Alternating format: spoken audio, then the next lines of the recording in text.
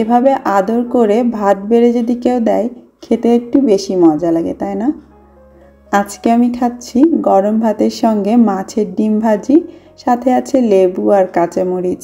এটা বেলে মাছের ডিম, অন্যান্য মাছের ডিমের থেকে একটু আলাদা। আমি এরকম ফ্রোজেন একটা প্যাক কিনেছি, যেটাকে আমি 15-20 মিনিট নর্মাল পানিতে ভিজিয়ে রেখে ডিফ্রস্ট করে নিয়েছি। তারপর ভালো করে ধুয়ে পরিষ্কার করেছি। এর গায়ে আলাদা যে নাড়ির মতো ছিল সেটা ফেলে দিয়েছি। এখন এই ডিমগুলোকে আমি একটু চটকে নিব, কারণ এই ডিমটা আমি একবার এভাবে আস্ত রান্না করে দেখেছি। রান্নার সঙ্গে সঙ্গে এটা বেশ শক্ত হয়ে যায়, আর তাছাড়া এই ডিমে কিন্তু দানা দানা ভাবটা কম, অনেকটা কাদা কাদা ভাব। তাই ডিমটাকে চটকে ভর্তা করে নিয়ে তারপরে রান্না করলে পরিমাণও যেমন বেশি পাওয়া যায়, ডিমের আষ্টে গন্ধটা থাকে না, তেমনি খেতেও অনেক সুস্বাদু হয়।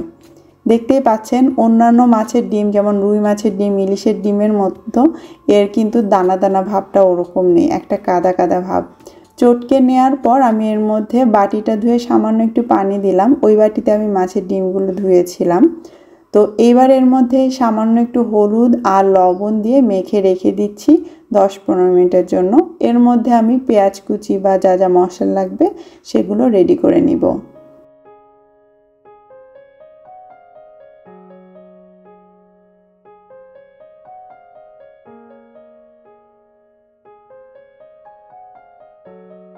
চলে এলাম মূল রান্নায়।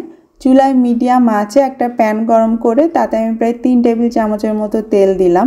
একটু তেল বেশি লাগে এই মাছের ডিম ভাজিতে। ফোড়নের জন্য আমি একটু ব্যবহার করেছি কালো জিরা।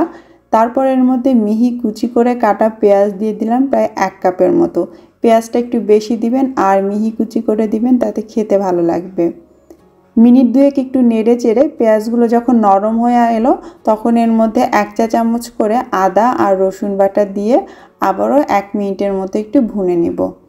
তারপর এর মধ্যে আমি মশলা দিব। প্রথমে স্বাদ মতো লবণ, আধা চা চামচের মতো মরিচ, আধা চা চামচ হলুদ আর আধা চা চামচ দিয়ে দিচ্ছি জিরার গুঁড়ো।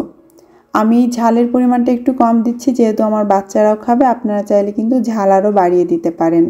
মশলা দিয়ে হালকা করে একটু ভুনে নিয়ে এর মধ্যে একটু পানি দিয়ে দিলাম, গরম পানি দিয়েছি। তারপর এটাকে ভুনে নিচ্ছি তেল ওঠা পর্যন্ত। 2-3 বার এভাবে অল্প অল্প পানি দিয়ে আমি মশলাটাকে ভুনে নিয়েছি।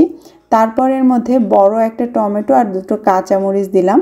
টমেটোগুলো আমি একটু মোটা টুকরো করে কেটে নিয়েছি। টমেটো দেওয়ার পর ঠিক 1 মিনিট এটাকে আমি নেড়ে চেড়ে নিব। খুব বেশি টমেটোগুলো গলিয়ে ফেলবো না, কারণ টমেটো পরে এমনিতেই অনেক গলে যাবে। এবার আমি এর মধ্যে লবণ হলুদ দিয়ে চটকে রাখা সেই মাছের ডিমের মিশ্রণটা দিয়ে দিচ্ছি। আর সাথে সাথে অবশ্যই এভাবে নেড়ে দিতে হবে, না হলে নিচে থেকে কিন্তু জমাট বাঁধতে শুরু করবে। আর চুলার আঁচটা এই পর্যায়ে অবশ্যই একদম লোতে রাখবেন, না হলে দ্রুত এই কাজটা হবে আর ডিম ঠিকমতো সেদ্ধ হবে না, সাথে একটা আষ্টে গন্ধও পাবেন। বাটিটা ধুয়ে আবারও সামান্য একটু পানি দিয়ে আমি একইভাবে নেড়ে যাচ্ছি। আমি প্রায় 10 মিনিট ধরে এভাবে আস্তে আস্তে নেড়ে গিয়েছি এবং এক সময় পানি শুকিয়ে এটা ঝুরঝুরে হয়ে এসেছে। আগেই বলেছিলাম অন্যান্য ডিমের মতো দানাদার ভাব এতে আসে না, অনেকটা মুরগির ডিমের ঝুরির মতোই দেখায়। যখন পানি শুকিয়ে তেলটা একটু উঠে আসবে তখন এর মধ্যে একটু ধনেপাতা কুচি দিয়ে নেড়ে চেড়ে নামিয়ে ফেলবো। খুবই সিম্পল, তাই না?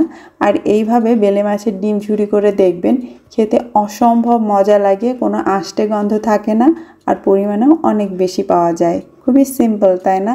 কিন্তু খেতে অনেক মজার। তারপর গরম ভাতের সঙ্গে এটাকে পরিবেশন করুন আর জানাবেন কেমন লাগলো রেসিপিটা।